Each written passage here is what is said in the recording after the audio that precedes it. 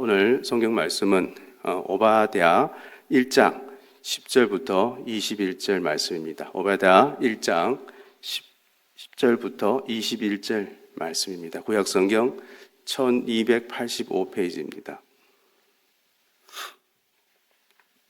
한 절씩 나누어 읽도록 하겠습니다. 10절 제가 먼저 읽겠습니다.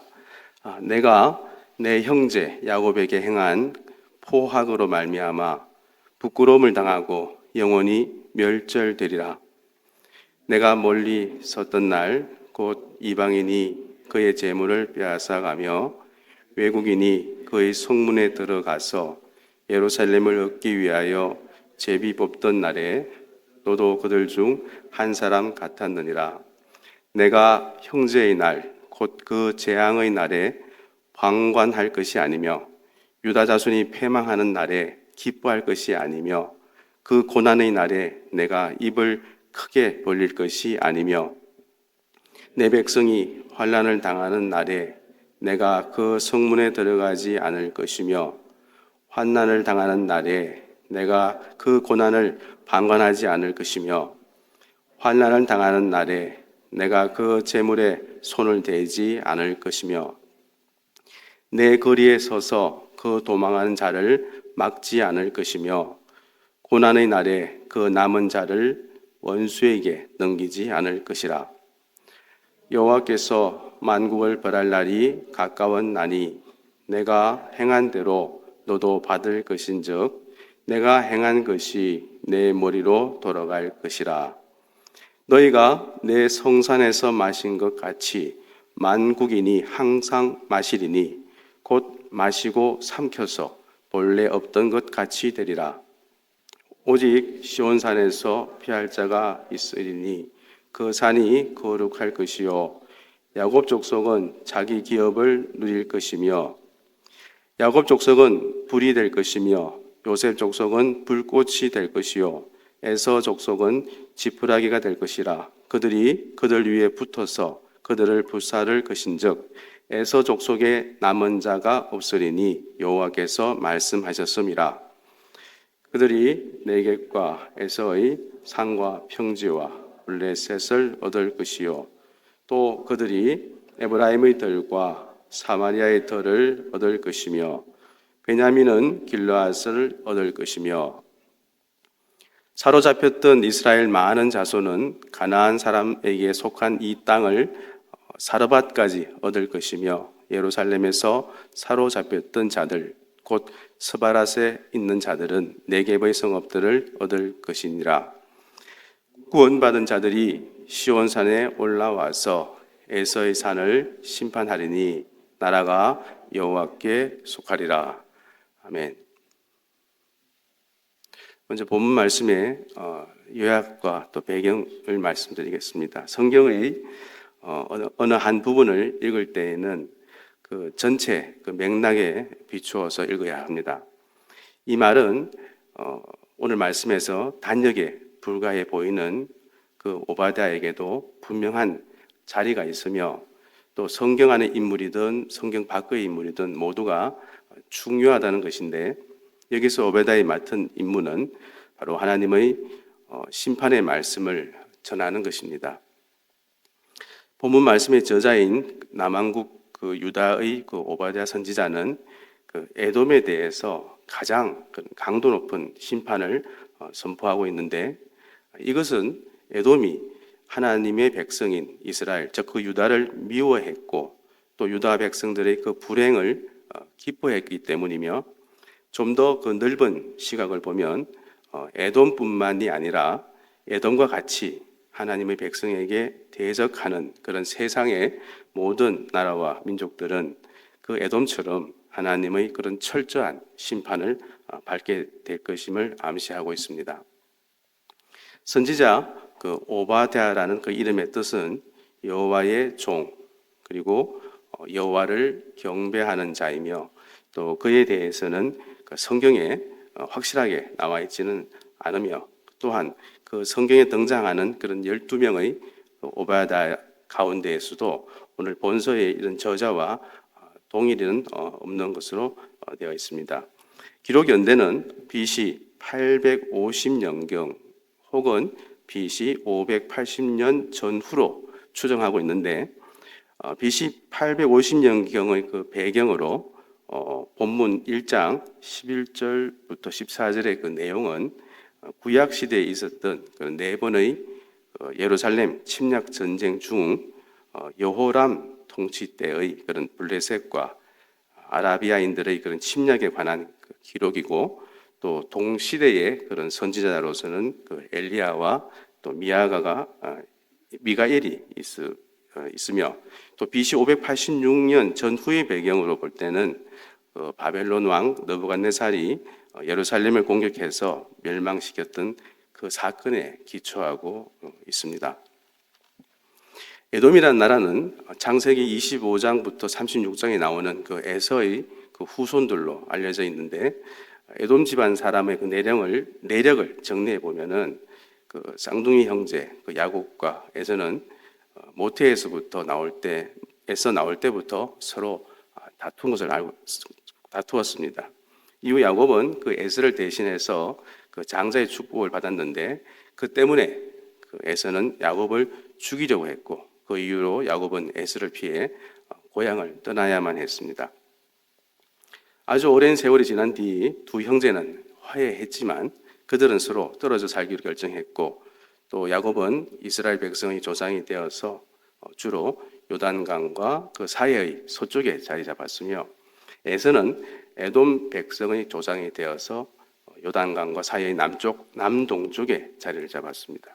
그러나 이웃하는 그 두 형제 민족은 늘 사이가 좋지 않았는데, 이스라엘 백성이 애굽을 탈출하여 가나안 땅으로 갈 때 그들은 길을 또 내주지 않았고, 또 다윗 왕이 이방 민족을 정복할 때는 그 이스라엘의 지배를 받기도 했습니다. 그러나 유다와 그 이스라엘이 둘로 갈라지게 된 후에 그 에돔은 그 유다의 통치 아래 들어갔지만 이후 또 독립하게 되었습니다. 이렇게 이스라엘 민족과 에돔 민족은 야곱과 에서처럼 오랫동안 원수로 지내며 그런 전쟁과 또 반목의 세월을 보냈습니다.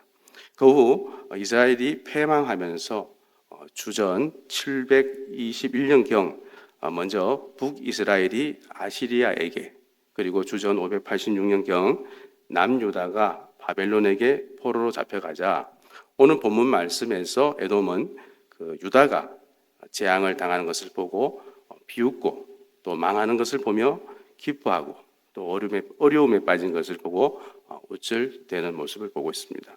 비록 사이가 나빴지만 이런 이웃 형제들의 고통을 보며 위로는 커녕 조롱했습니다.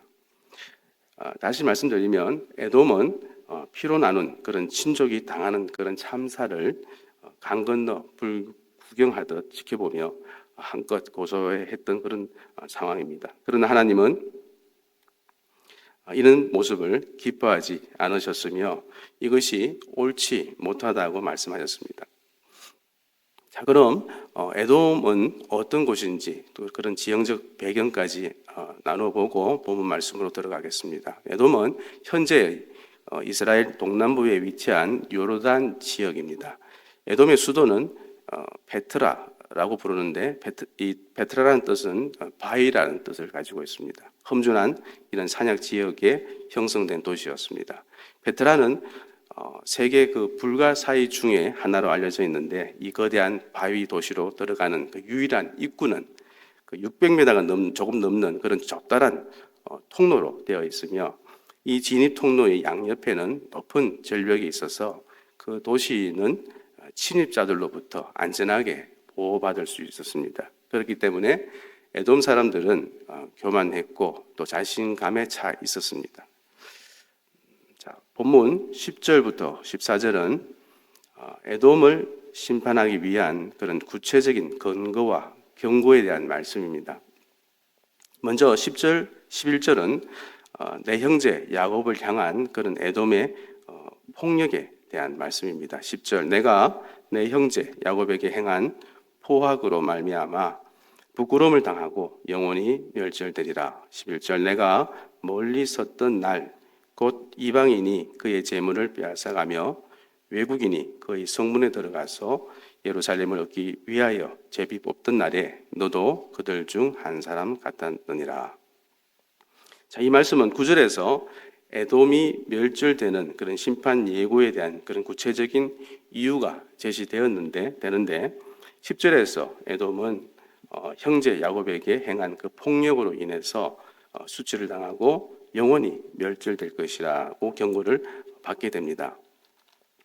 그리고 일반적으로 북왕국 이스라엘을 가리킬 때 야곱이라고를 사용하는데 오바댜는 처음부터 일관되게 남왕국 유다를 야곱이라고 부릅니다. 근데 그 이유는 그 두 나라가 쌍둥이 형제 관계임을 강조하고 또 그것을 상기시키려는 그런 의도로 보여지며 결국 그 에돔은 유다에게 해를 입히지 말아야 할 그런 관계라는 뜻이 내포되어 있습니다.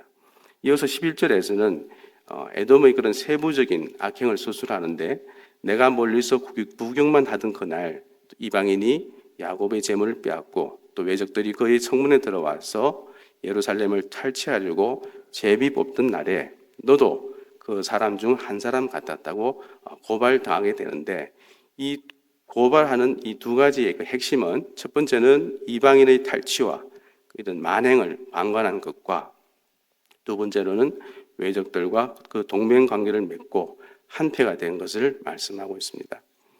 본문 12절부터 14절은 내 형제의 고난을 방관하지 말라에 대한 말씀입니다. 12절 내가 형제의 날 곧 그 재앙의 날에 방관할 것이 아니며 유다 자손이 패망하는 날에 기뻐할 것이 아니며 그 고난의 날에 내가 입을 크게 벌릴 것이 아니며 13절 내 백성이 환난을 당하는 날에 내가 그 성문에 들어가지 않을 것이며 또 환난을 당하는 날에 내가 그 고난을 방관하지 않을 것이며 환난을 당하는 날에 내가 그 재물에 손을 대지 않을 것이며 14절 내 거리에 서서 그 도망하는 자를 막지 않을 것이며 고난의 날에 그 남은 자를 원수에게 넘기지 않을 것이라. 12절에서 너의 형제의 날에 또 그의 재앙의 날에 또 그의 재난의 날에 또 고난의 날에라는 이 말은 모두 평행적인 그런 관계 안에서 쓰였다는 것입니다. 형제 나라가 재난을 당할 때 또 어떤 고통도 느끼지 않는 것을 내가 방관하지 말아야 한다라고 하면서 이런 요청하는 형식이었지만 실제로는 그 내막에는 경고를 하고 있는데 이렇게 하나님의 눈에는 보고도 못 보척하거나 또 보지 않으려는 것도 적극적인 어떤 악행만큼 악하다는 것을 말씀하고 있습니다. 자, 13절에서는 예언자가 전하는 그런 말씀의 강도가 높아지고 있는데 하나님은 내 백성의 그 환난의 날에 또 너희는 내 백성의 성문에 들어오지 말아야 하며 또 그 환난의 날에 너라도 그의 재앙을 방관하지 말아야 하며 또 그의 환난의 날에 그의 재물에 손대지 말아야 한다고 요청합니다. 그리고서 14절에서 너는 내 거리에 서서 도망한 자를 제거하려고 막지 말고 고난의 날에 그의 남은 자를 넘기지 말라고 이렇게 요청을 합니다. 이렇게 하나님은 그런 에돔의 악행에도 불구하고 직접 명령이 아니라 간접 명령으로서 그런 돌이킬 기회를 주시고 또 하나님은 그런 공의로운 심판자이시지만 한편에 자비의 하나님도 되심을 드러내고 있습니다. 자, 본문 15절 16절은 임박한 이런 열국의 심판에 대한 말씀입니다. 15절 여호와께서 만국을 벌할 날이 가까웠나니 내가 행한 대로 너도 받을 것인즉 내가 행한 것이 내 머리로 돌아갈 것이라. 16절 너희가 내 성산에서 마신 것 같이 만국인이 항상 마시리니 곧 마시고 삼켜서 본래 없던 것 같이 되리라. 이제 에돔은 돌이킬 기회를 저버렸습니다. 오바댜를 통해 전달된 부드러운 요청의 유효기간 끝나고 오바댜 예언자가 경고로서 두 가지 사실을 분명히 하는데 첫째는 여호와께서 만국을 벌할 날이 가까웠다는 것이며 둘째는 내가 행한 대로 받을 것이며 너희 행위가 내 머리로 돌아갈 것이라고 15절에서 경고하고 있습니다. 16절에서는 에돔을 향해 너희가 내 성산에서 마신 것처럼 만국이 계속해서 마실 것이고 마시고 삼켜서 없었던 것처럼 된다고 경고합니다. 그러므로 에돔과 만국은 심판의 그 잔이 숨 쉴 수 없이 이어지는 그런 중단 없는 고통을 피하지 못하고 당할 것이라고 말씀하고 있습니다. 자, 본문 17절, 18절은 야곱 족속의 구원과 또 에서 족속의 멸절에 대한 말씀입니다. 17절, 오직 시온산에서 피할 자가 있으리니 그 산이 거룩할 것이요 야곱 족속은 자기 기업을 누릴 것이며 18절, 야곱 족속은 불이 될 것이며 요셉 족속은 불꽃이 될 것이요 에서 족속은 지푸라기가 될 것이라. 그들이 그들 위에 붙어서 그들을 불사를 것인즉 에서 족속에 남은 자가 없으리니 여호와께서 말씀하셨습니다. 17절에서는 그 시온산에 피할 자, 곧 남은 자가 있을 것이며 그 거룩한 곳에서 야곱 집안은 자기 기업을 누릴 것이라고 약속받습니다. 이어지는 18절에서 오바다는 야곱 집안은 불이 되고 또 요셉 집안은 불꽃이 또 에서 집안은 지푸라기가 될 것이라고 경고하는데 이 말씀은 그 유다가 에돔을 지푸라기 태우듯 불사르는 그 비유는 에돔을 향한 철저한 이런 심판 예고이며 구약 본문 곳곳에서 불이 그 하나님의 심판 도구로 언급되듯이 에서 집안은 남은 자가 없을 것이라고 경고합니다. 그리고 오바댜는 18절 말씀 끝에서 여호와의 말씀이라고 덧붙이면서 이런 묵시의 이런 신빙성을 보정하고 있습니다. 마지막 19절부터 21절은 사로잡힌 이스라엘의 회복과 그런 구원에 대한 말씀입니다. 19절, 그들이 네겝과 에서의 산과 평지와 블레셋을 얻을 것이요 또 그들이 에브라임의 들과 사마리아의 들을 얻을 것이며 베냐민은 길르앗을 얻을 것이며 20절, 사로잡혔던 이스라엘 많은 자손은 가나안 사람에게 속한 이 땅을 사르밧까지 얻을 것이며 예루살렘에서 사로잡혔던 자들 곧 스바라스에 있는 자들은 네겝의 성읍들을 얻을 것이니라. 21절, 구원받은 자들이 시온산에 올라와서 에서의 산을 심판하리니 나라가 여호와께 속하리라. 마지막 본문 말씀에서는 시내 산에서 주신 그 구약의 율법, 즉 행한 대로 갚는다는 그 율법이 적용됨을 보게 됩니다. 하지만 이스라엘은 궁극적으로는 회복된다는 것입니다. 그리고 유다와 이스라엘이 한때 징벌을 받고 또 환난을 겪을지라도 결국은 하나님의 그런 은혜로 회복될 것이며 이 같은 심판과 또 구원의 그 주권은 오직 하나님께 속한 것임을 말씀하고 있습니다. 자, 말씀을 정리하겠습니다. 하나님은 교만한 에돔을 향해 경고의 메시지를 주시는데 언젠가는 야곱 백성, 즉 이스라엘 백성들은 불꽃이 되어 마른 죽이 같은 에돔 백성들을 심판할 도구가 된다는 것입니다. 그리고 하나님은 그 하나님의 백성을 세워 그들을 심판하시겠다고 말씀하셨는데 이것은 세상을 향한 이스라엘의 사명과도 같습니다. 그리고 이 땅에서 살아가는 우리에게도 하나님과 같은 이 사명을 주셨습니다. 이 땅의 죄와 타락을 보시며 그들을 심판할 것인데 그 도구로 그리스도인을 세우는 것입니다. 또한 하나님은 세상의 타락을 밝히시고 또 세상을 바꿀 그 도구로 저와 여러분을 부르셨습니다. 그러므로 관심을 너무 세상에 두고 살지 말기를 바랍니다. 또 세상에 섞여서 옳고 그름을 판단하지 못하는 그런 비련한 사람이 되지 않아야 합니다. 이제 저와 여러분의 정체성은 바로 하나님 나라의 일꾼인 것입니다. 그러므로 하나님 나라의 그 일꾼으로서의 그 사명을 기억하며 살아가기를 바랍니다. 개인적으로 묵상하시겠습니다.